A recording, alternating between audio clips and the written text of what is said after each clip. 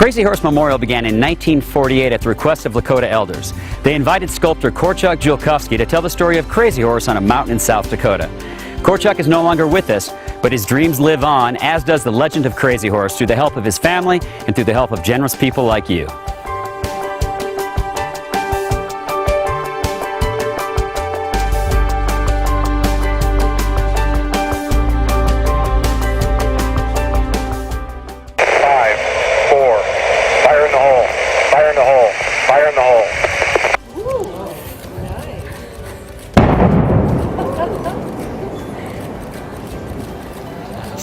Look great from down here, Cass. Well, we got very lucky today at Crazy Horse. Not every day do you get to witness a blast. It's all about timing. Life's about timing. But today, we were fortunate we got to see a blast. And Kevin joins us here, and you're one of the engineers on the blast. That's correct. Now, you've been here with Crazy Horse for how long?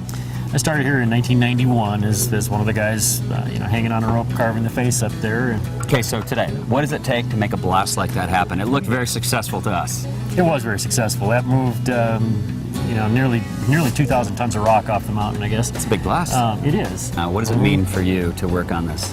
Oh, this is a special place. I guess we go home at the end of the day feeling like maybe this is worthwhile. It's a fun job, and I hope it'll make a difference to some people over the years. I'm sure it will. I'm with Raleigh here, who's the administrative vice president of this amazingly impressive facility, Crazy Horse Memorial. Thanks for having us today. Our pleasure. Nice to be here. What a great facility. Before we talk about the facility, let's go back all the way to 1948 or even 1939 and how Korchak was actually commissioned to do the sculpture. Well, it's a circle.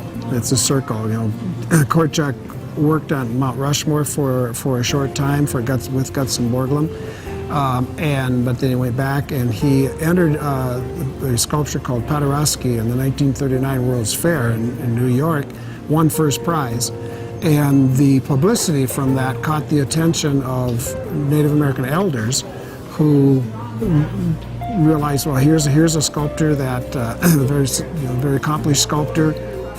He's worked on carving mountains. He worked at Mount Rushmore. Here's the man that can carve a memorial to American Indians. So the white man will know the red man has great heroes also. If you were to pick maybe the top 3 things around this complex that we should check out, what would those be? Well, you need to, of course, the model that's behind us here, Korchak's plaster model of the mountain carving. Continue on back. Because you go back, there's the sculptor's studio, where a lot of his pieces of sculpture are on display, many of which he completed before he came to Crazy Horse. And then go back to what you were just talking about with being the cultural center, and where the artists and artisans are working, and then beyond that is the sculptor's workshop. Well, come to Crazy Horse, obviously, because you have the chance to see the largest mountain sculpture in the world, and the progress that's being made on that massive sculpture.